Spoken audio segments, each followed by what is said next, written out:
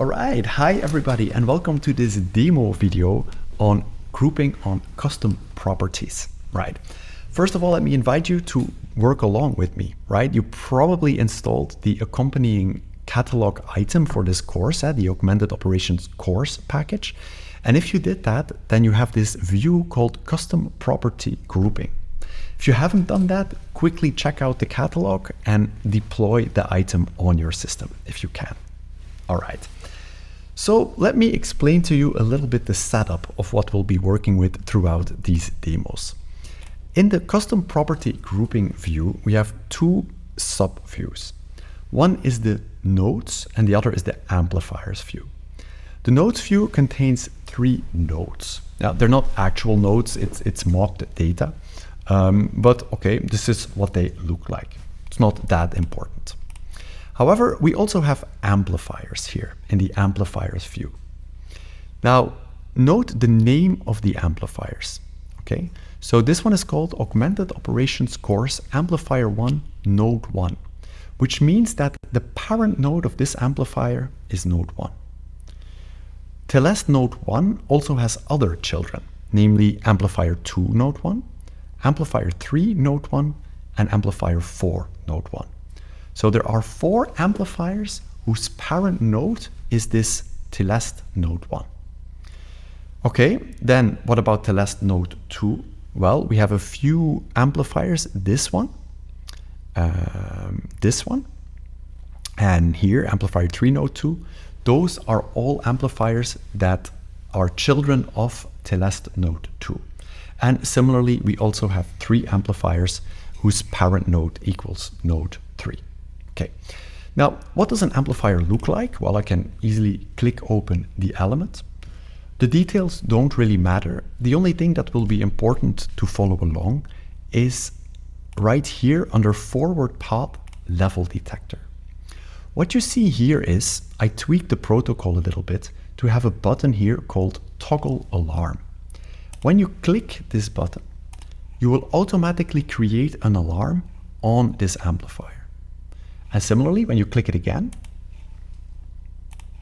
the alarm disappears, right? So it's very easy to set alarms on these devices. And that's, of course, very convenient if you want to make a demo on incident tracking. All right. What do we want to do in our first demo? Well, in our first demo, I want to come back on the example that I gave in the previous video. So I have my nodes, I have my amplifiers, and I would like to configure my system in such a way that if that amplifier alarms belonging to amplifiers under the same parent node, that they are grouped. So what I would like to have is that if there is an alarm on this one here, amplifier 1 node 1, and amplifier 2 node 1, then I would like these alarms to be grouped because those amplifiers belong to the same node. Okay, that's the goal of the exercise. Now, in the previous video, I already kind of explained to you how you can do that, right? The idea was that you add an alarm property to the alarms that refers to the parent node. Now, I've already done this for you. So let me quickly show you. Yeah, we're going to this amplifier device. I'm going to click the toggle alarm button. Voila. And now let me drill down to this alarm. I'm going to right click on it and I'm going to click properties. If I do that, then you see here at the bottom that this alarm has a property called parent node, and it mentions Telest node 1, right? So what I've already done for you is I've made sure that the alarms on the amplifier already contain a property, parent node, that refers to the parent node, right? Similarly, if I were to create an alarm on this one, then this one should refer to node 2, and indeed you see it refers to this. Yeah. Now, for this demo, I did this in a little bit of a hacky way. But if you are interested in applying this on your system, just simply reach out to your TAM, right? I know other users that do this, so it is definitely manageable to actually add those properties to your amplifiers. All right. Okay, so how are we going to group the alarms on amplifiers belonging to a same node? Well, the first thing I'm going to do is I'm going to switch off a few grouping strategies that I'm not interested in at the moment. For example, there is the statistical grouping on views that will automatically group alarms on devices that are in the same view. Well, this kind of interferes with what I'm trying to do, right? So I'm going to start with switching that off, and I'm also going to switch off grouping based on parameter, protocol parameter. Okay. There are two ways to do this. The first way, if you have access to the server, if you have access to the configuration file, the analytics configuration.xml file, you can simply bring up the file and you can switch off parameter property grouping by putting a false here. And you can switch off grouping on view property by setting this to false. Next, simply save the XML file, restart analytics, and you're in business. If you don't have access to this configuration file because you're working on a DAS system, for example, well then just go to the automation app on the system and run script 1. What this script will do is it will modify the analytics config file as I just described, and it will restart analytics for you. Okay, so I will do it like this because I am on a DAS and I'm going to execute this script 1. So at this time, the statistical grouping on views is being switched off and the parameter grouping is being switched off. Okay, now let's see that this is indeed the case, right? So let me create some alarms. Voila. So I'm going to create an alarm on this one, and on this one, and why not on this one as well. Voila. You see, we have 4 amplifiers in alarm, all the amplifiers under node 1. And you see that they are not automatically grouped together. Normally they should be grouped together because they belong to the same view, but we just switched this off. Yeah. Okay, now what do we want to do? We want to group these amplifier alarms based on the parent node alarm property, right? Okay, how do we do that? Well, again, there are 2 ways, running a script or changing the XML file yourself. But I'm going to show you how you could change the XML file because this is what you will have to do on your own system later if you want to use this. Okay, so let me bring up my presentation. Oops, like this, right? And let me see how you can change your XML file to group on this alarm property. So what are you going to do? Well, we're going to look at the tag referring to the generic property visitor configuration. And if you remember from the slides, we have to add something here inside this value tag. All right. Okay, so what do we need to add? Well, we're interested in an alarm property, which means we're going to have to add a bunch of text like this. So item, type is, Skyline data miner, analytics, workers, configuration, generic alarm property configuration. Like so. Okay. Let's close the tag. Oops. Let's close it like so.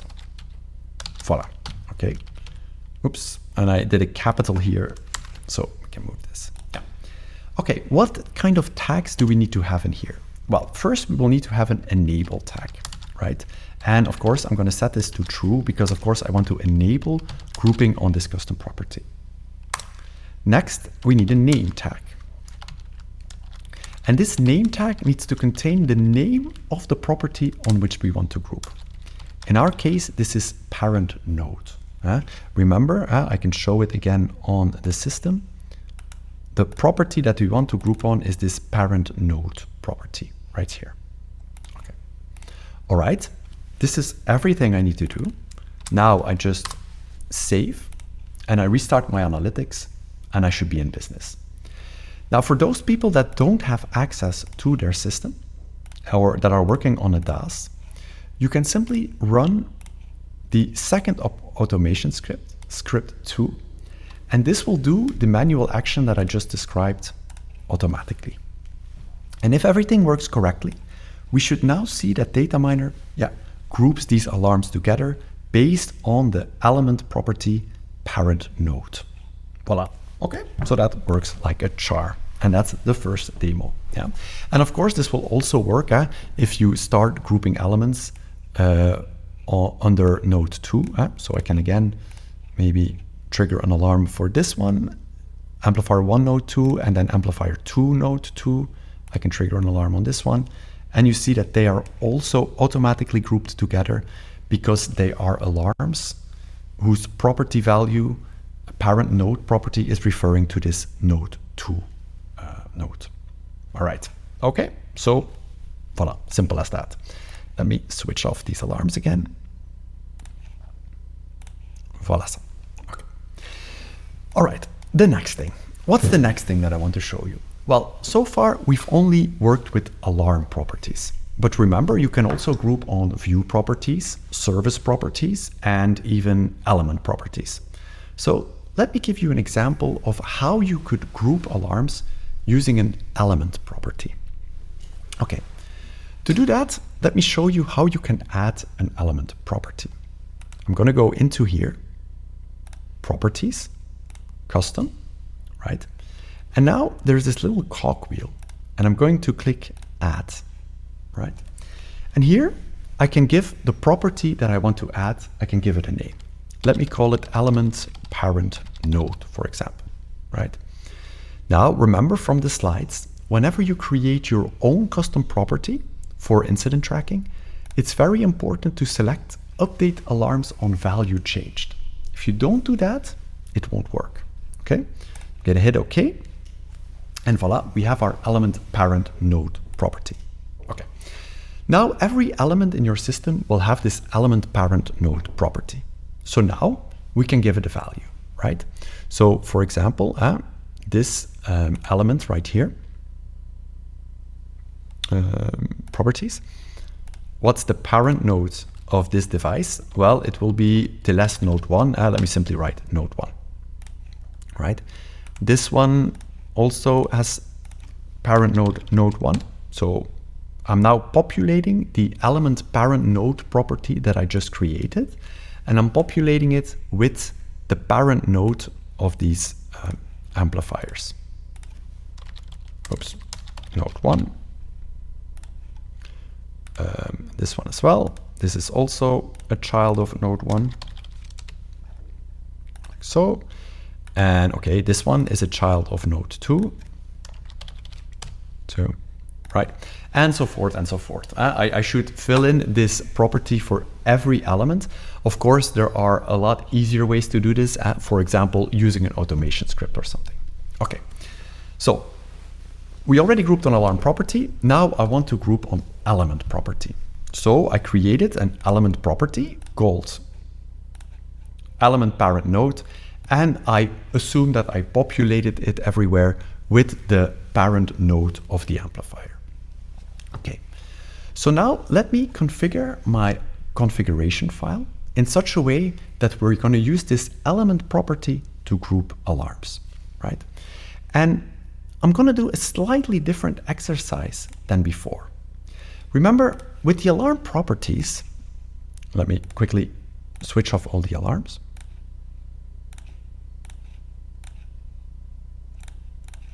Voilà. With the alarm properties, I was already happy if we were able to group alarms on amplifiers that had the same parent node. But maybe this behavior is not always desirable.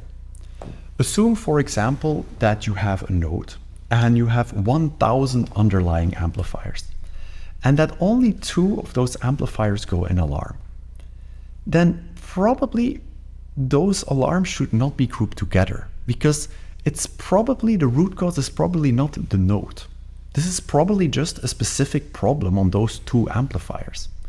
So given a node, maybe you only want to group alarms on the amplifiers that belong to that node if at least 80% of those amplifiers are an alarm, right?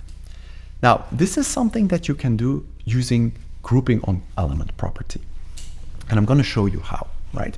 So let me bring up my XML again and my presentation, like so. Voila. And let me change my configuration. So I'm no longer going to group on an alarm property.